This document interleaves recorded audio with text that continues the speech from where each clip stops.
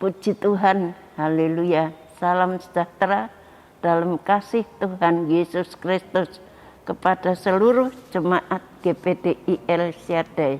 Kita kembali bertemu bersama-sama, bersyukur kita dapat mendengarkan renungan singkat pada saat ini. Kita sama-sama membaca di dalam Kisah Para Rasul 27 dan 28. Tapi kita baca saja lebih dulu Kisah Para Rasul pasal 27. Paulus berlayar ke Roma.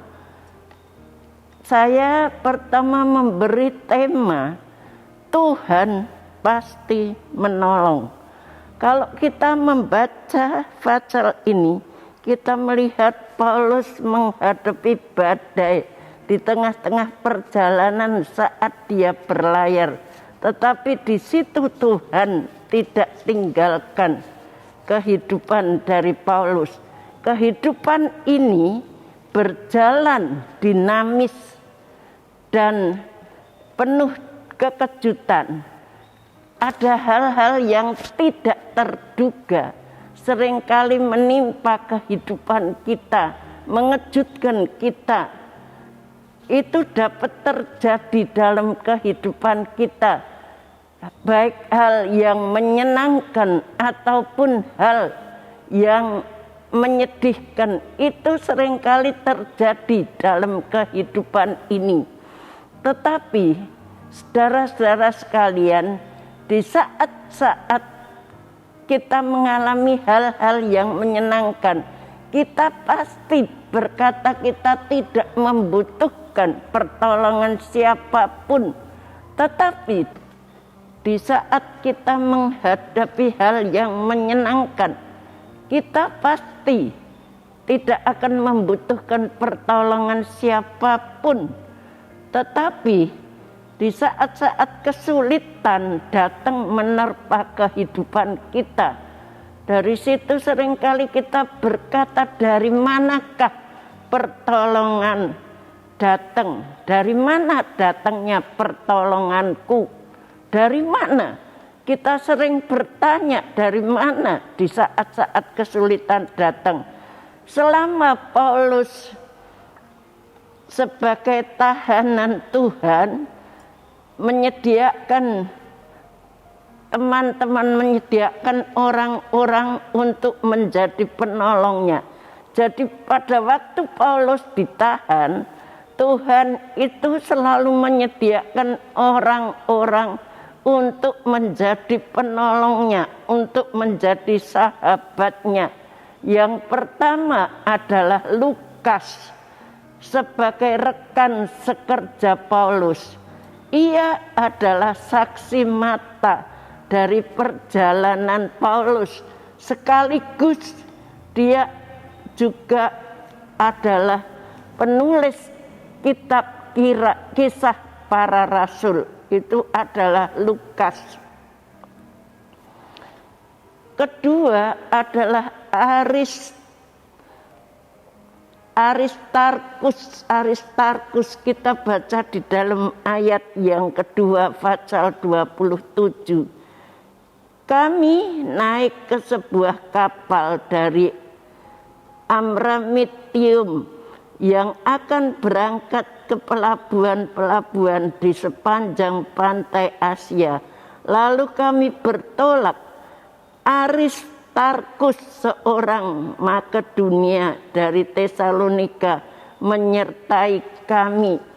Jadi orang yang kedua yang menyertai, yang bersama-sama dengan Paulus di saat-saat dia berada di dalam tahanan adalah Aristarkus.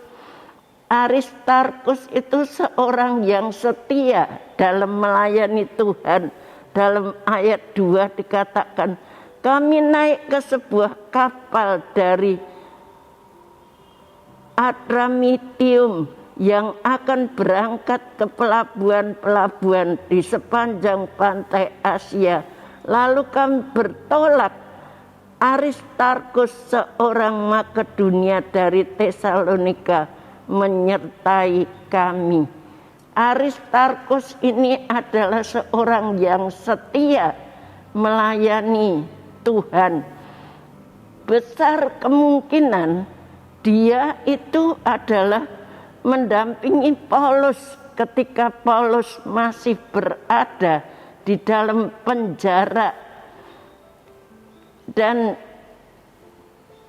kalau kita melihat di dalam Kolose pasal 4 ayat yang ke-10 dikatakan demikian. Kolose 4, salam kepada kamu dari Aristarkus,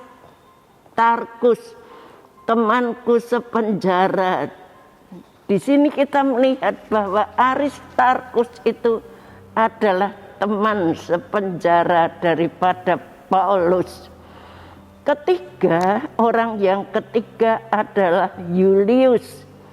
Yulius itu kalau kita melihat di dalam ayat 1 tadi kita sudah membaca, setelah diputuskan bahwa kami akan berlayar ke Italia, maka Paulus dan beberapa orang tahanan lain diserahkan kepada seorang perwira yang bernama Yulius dari pasukan Kaisar. Yulius ini adalah pasukan Kaisar, jadi teman daripada Paulus saat dia ada di dalam tahanan. Tuhan itu memberikan kepada Paulus, menyediakan banyak orang untuk menjadi penolongnya. Yang ketiga adalah Yulius. Yulius ini adalah seorang perwira, dikatakan. Ia ramah memperlakukan Rasul Paulus. Bahkan ia memperbolehkan Paulus mengunjungi sahabat-sahabatnya. Pada waktu itu di dalam ayat 3. Dalam pasal 27 ayat 3 kita melihat bahwa Yulius itu mengizinkan Paulus untuk mengunjungi sahabat-sahabatnya. Pada esokan harinya kami singgah di Sidon. Yulius memperlakukan Paulus dengan ramah dan memperbolehkan mengunjungi sahabat-sahabatnya. Di sini kita melihat Tuhan itu menyediakan orang-orang yang baik untuk Paulus selama Paulus berada di dalam tahanan. Yulius pun dipakai oleh Tuhan untuk menolong Paulus agar Paulus bisa mengunjungi sahabat-sahabatnya. Perjumpaan dengan para sahabat itu, kita melihat perjumpaan dengan para sahabat dalam saat itu. Kita melihat dalam ayat pasal 24 kisah para rasul. Sebelumnya kita baca kisah para rasul 24 ayat yang ke-23 dikatakan, lalu ia menyuruh perwira itu tetap menahan Paulus, tetapi dengan tahanan ringan dan tidak boleh mencegah sahabat-sahabatnya melayani dia. Kita melihat teman-teman yang Tuhan sediakan untuk Paulus, walaupun Paulus menghadapi penderitaan, adalah orang-orang yang begitu baik walaupun dia tidak percaya. Keempat adalah jemaat Tuhan di kota Sidon. Dalam ayat 3 kita sudah baca perjumpaan dengan para sahabat seperjuangan dalam iman adalah sukacita tersendiri bagi Paulus. Ia dapat berjumpa sekaligus memenuhi kebutuhannya selama dalam penjara. Tuhan menjamin walaupun dalam keadaan apa saja Tuhan setia menolong dan memelihara umatnya. Dia memakai banyak orang untuk menolong Paulus. Tuhan menggunakan rekan sekerja, jemaat, bahkan orang yang tidak percaya sebagai perpanjangan tangannya. Hal yang sama masih terjadi sampai saat ini. Kita tahu kita hidup di tengah-tengah dunia yang penuh dengan tanda tanya misterius. Banyak hal-hal yang tidak terduga bisa terjadi dalam kehidupan kita. Satu hal kita percaya, Tuhan itu tidak pernah tinggalkan. Tuhan pasti menolong, seperti Tuhan menolong Paulus. Begitu juga Tuhan menolong kita semuanya.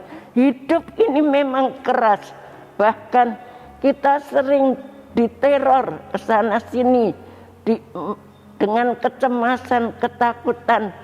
Seringkali kita gampang khawatir, takut kalau kita menghadapi cuaca hari-hari ini. Yang terjadi belum lama ini di Cianjur, terjadi gempa bumi yang luar biasa. Banyak yang meninggal. Dan juga di Pati terjadi puting beliung baru beberapa hari ini.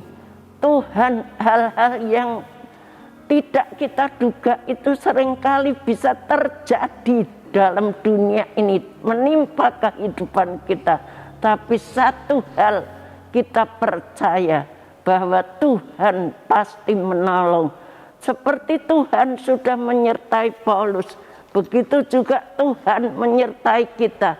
Kita tidak perlu takut. Sebulan lagi kita akan meninggalkan tahun 2022. Kita akan memasuki tahun baru, tahun yang penuh dengan tanda tanya. Tapi saya yakin bersama-sama dengan Tuhan kita pasti menang. Sekian, Tuhan memberkati. Terima kasih telah mengikuti renungan 79. Kiranya dapat menjadi berkat kita semuanya. Bapak, Ibu, Saudara yang ingin didoakan untuk pokok doa tertentu, menceritakan kesaksian baik mujizat kesembuhan, pemulihan, masalah keluarga dan lain-lain, dapat disalurkan melalui chat WhatsApp di nomor 081327420088. Mari kita sama-sama berdoa. Bapa yang ada di dalam surga, kami mengucapkan syukur kepadamu. Kami memiliki Allah yang luar biasa, Allah yang tidak pernah meninggalkan kami dalam situasi apapun. Di tengah-tengah tantangan dunia yang berat ini Tuhan, kami bangga memiliki Allah seperti Engkau. Berkati seluruh jemaat GPDI El Shaddai. Engkau tolong dalam segala keperluan mereka. Engkau menyediakan, yang sakit sembuhkan, yang lemah Engkau kuatkan. Berkati Ibu Gembala kami yang saat ini sedang berada di Papua. Tuhan lindungi, Tuhan berkati, pakai dengan luar biasa, dengan hikmat, dengan urapan yang baru. Jadikan Ibu Gembala kami menjadi saluran berkat-Mu. Beri kesehatan kepada Ibu Gembala kami. Sertai kembali ke Magelang ini dengan selamat. Terima kasih memberkati call center yang dengan setia melayani kami. Balas dengan lipat kali ganda. Beri kesehatan, cukupi segala keperluan kebutuhannya. Terima kasih. Ya Tuhan, berikan Jemaat GPDI El Shaddai keberanian menghampiri tahta kasih karunia, supaya jemaat GPDI El Shaddai menerima rahmat dan menemukan kasih karunia untuk mendapat pertolongan pada waktunya. Haleluya, terima kasih. Dalam nama Tuhan Yesus Kristus kami berdoa. Amin.